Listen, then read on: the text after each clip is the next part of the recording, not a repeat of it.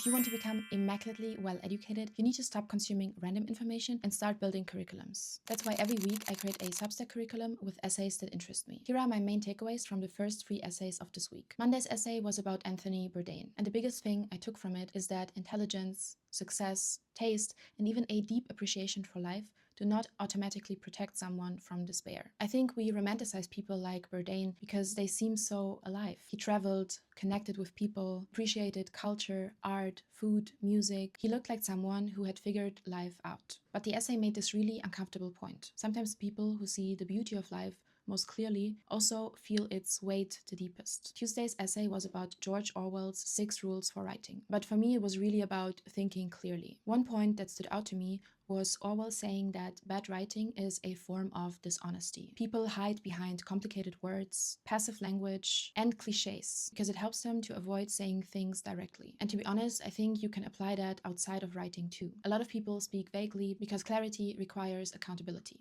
It's easier to say mistakes were made than saying, I hurt you. The essay also reminded me that simplicity is actually very difficult. Wednesday's essay was about how constant texting creates a false sense of intimacy. And I think it's a very accurate description of modern dating. You can text someone all day, know every detail of their routine, and still barely know them at all. The essay explains how constant communication gives us this feeling of closeness before real connection has actually formed. And I think that's why ghosting feels so emotionally intense now, because people become part of your daily emotional rhythm before they become actually part of your real life. My favorite line from this essay was this idea that texting fills silence, but being with someone fills the space between you. And I think that's a very important distinction. If you have read any of these essays, please let me know what you think, and also stay tuned for part 2.